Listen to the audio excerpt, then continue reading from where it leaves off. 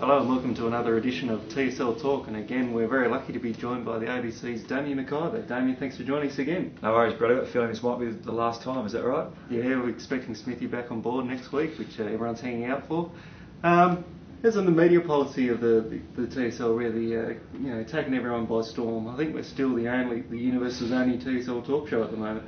I think so. Look, they've got that, what are we calling it, those 2-minute adverts that run on Southern Cross, and, well, I'm not sure if they're stoking the fires of public imagination as we speak, but certainly wasn't the case at North Hobart on the weekend, although I think in fairness the weather contributed to what was a pretty ordinary crowd. I counted about 48, not including the wet area, so maybe a couple of issues there with it promoting the competition, but given the weather we saw, I don't think we could be too tough on them.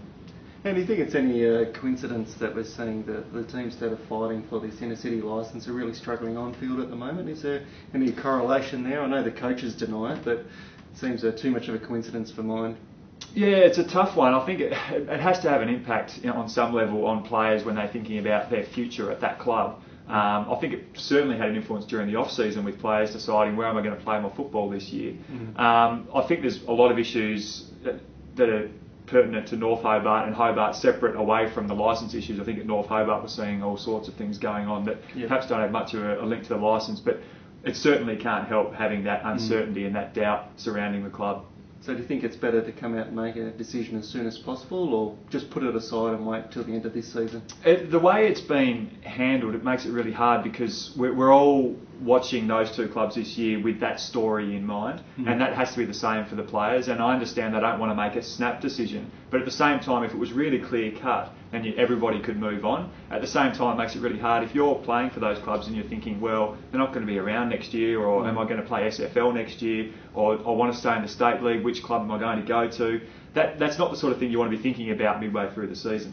Yeah, that's right. We saw North Hobart continue to struggle. They are missing a lot of their best players, but they never really look like taking North Lonnie down on Saturday. No, and I've been quite critical of North Hobart, and maybe I've been a bit wrong in terms of expecting too much. You're right, they were missing a lot of players, and that team that ran out on the weekend, there was lots of young kids playing, and they didn't really look like it. You're right, North Launceston controlled the game early and were just the better side, and so I'm not sure how we approach North Hobart from here on in. They will get some players back, but they're not the team that I thought they were in the pre-season. I think there'll be a few people in that boat as well. Probably one shining light for the D's was the former Larry Owen. He kicked 6 goals out of 8 and maybe just secured him spot in the state game in 2 weeks' time. Well, there's a spot up for grabs, isn't there? They've clearly gone for youth, and particularly with their key forwards. And to kick 6 goals, as you say, when only 8 goals for the team in those sorts of conditions, and he really did everything that was asked for him. You know, he probably could have kicked a couple more, but impressive performance. Probably the best game I've seen him play. He's always been a player that's showed potential in terms of his size and his athleticism, but I've never really seen him actually put it together like he did on Saturday.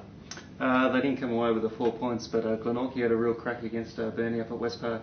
Would have been the upset of the season. I'm not sure what happened. I mean, Burnie, we talked about it a few weeks ago, whether they start reading the Advocate too much and a few too many pats on the back at Sirocco's maybe, but I think that's going to happen in a season. They'll have ups and downs, but from Glenorchy's point of view, they'll take a lot from that. Disappointing that they couldn't hold on. They were in front for a good portion of the game. A 7-point loss to Burnie at West Park. I don't reckon many teams will get much closer than that. And Ben Brown was one of the best, which is another good side for the state team. Yeah, well, he's the other one. We're probably 2 or 3, 4 maybe of those sort of key, tall forwards that are all young and all searching for form. So, look, he's put his hand up as well, and if he gets picked, good luck to him. And when you get to see how far South Lonnie have come, they didn't come away with the points as well against Clarence, but really pushed them as well. Yeah, I mean, in years gone by, you're talking over 100 points for those sorts of games. So good to see that the gap has narrowed. A bit of a reality check for them as well, and hopefully they can, treat a result like that as extra motivation to hopefully keep improving. And what we take Launceston's form, they've come away with another win, but still not putting it all together. Yeah, as I said, I think last week, Launceston, their key goal at the moment is just survival. don't drop too many games. Wait till they get those players back. Adam Derbyshire keeps kicking goals, which is a good sign. But they really need to get to halfway intact, in touch, get some players back. And if they do that, I think they'll still be very difficult to beat come September. Some interesting games this round, but unfortunately 4 of them clash with the AFL game up in Launceston. Yeah, little bugbear of mine, Stubbsy. I used to hate it when I was still playing that you'd be scheduled to play on the same day as an AFL match and you couldn't go and watch. And I just think we know people travel. I mean, you only have to go to a game in Launceston and then try and get back through the Campbelltown traffic jam to know that people will travel to these games. So I think rather than just in the region where they don't have games on in Launceston at the same day, I think it should be across the state. I think if it's the state league, if this is the premier competition and you're talking about wanting people to go and watch these games, you can't go head to head with the AFL. Probably the most interesting game is Clarence Lonnie at Blunston Arena on Saturday. Yeah, I mean, this has been the rivalry of the State League, really, hasn't it? We saw Clarence on top in the first few years, then last year Launceston, I guess, took the throne back from them.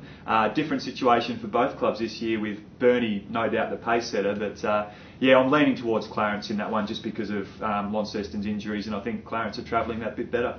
And a very interesting city rivalry on Sunday, South Lonnie and North Lonnie. South Lonnie won the corresponding game a couple of weeks ago, and these kind of games could really decide that spot in the 5. And that loss really hurt North Launceston. I mean, there's actually a fair bit between those two teams. You speak to the coaches and they're quite open about the fact they don't like each other, not personally, but the clubs. And Dylan Riley switching clubs during the off-season. So I reckon North Lonnie, that loss to South Lonnie earlier in the year, that has really galvanised them. So I'm expecting maybe a kick either way in that one.